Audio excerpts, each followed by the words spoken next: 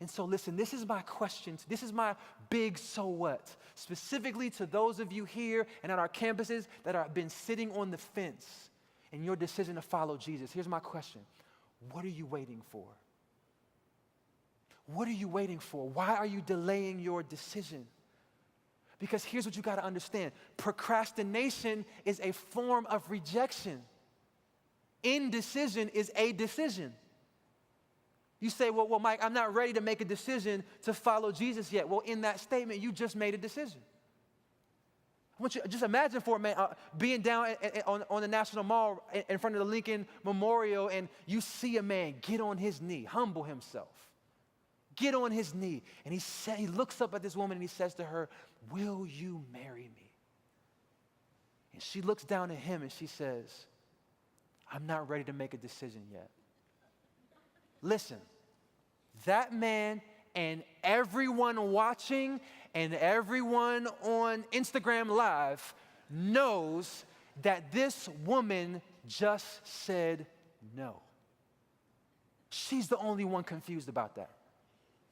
She said, "I'm not ready to make a decision yet." He didn't ask her, "Will you marry me?" at some hypothetical point, maybe in the future. He got on his knees and said, "Right now, I want to spend the rest of my life providing for you, loving you.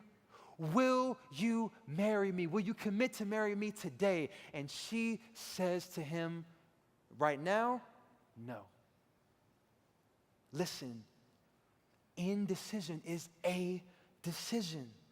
And Satan is deceiving you into thinking you're just some neutral observer, just objectively evaluating the facts. No, there is no neutral ground, because until you make a decisive commitment to turn from your sin and turn to Christ, until you make a complete U-turn in your heart, you are still responsible to pay for your own sins.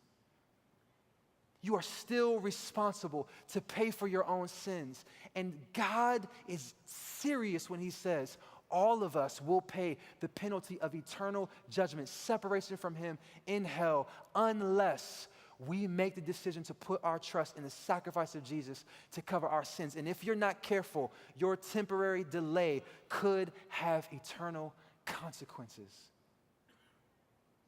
So I was thinking about the housing market crash back in the mid-2000s, and I remember living in Florida at the time, and back in like 2005, 2006, seeing people just, they were just, as we say, making it rain, right? They're just dropping money everywhere, just buying up properties and flipping them and selling them and all of that. But then there were some economists, not a lot, but some, who were saying this bubble is about to burst. And they were saying, like, I'm telling you, you're wrong. And the people that are giving you counsel, they are wrong. This bubble is about to burst. And so we saw the housing market crash, and we saw the credit crisis happen, and then the recession and all of this. And listen, that there were people who were living it up, living their life. Everything seemed like it was great, and they were wrong. They were tragically wrong. And history is filled with people who have been wrong about the coming judgment of God. We saw it in Noah's day when God said, I am going to pour out my judgment on people.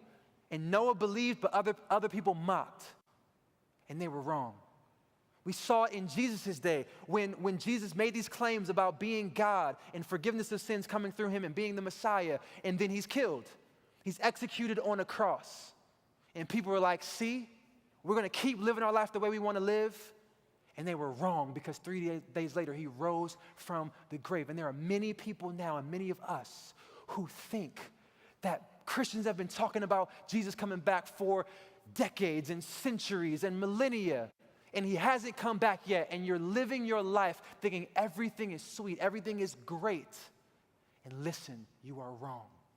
You are wrong. You say, oh, well, how will I know I'm wrong?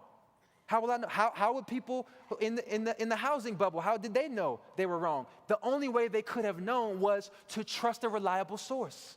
That was it.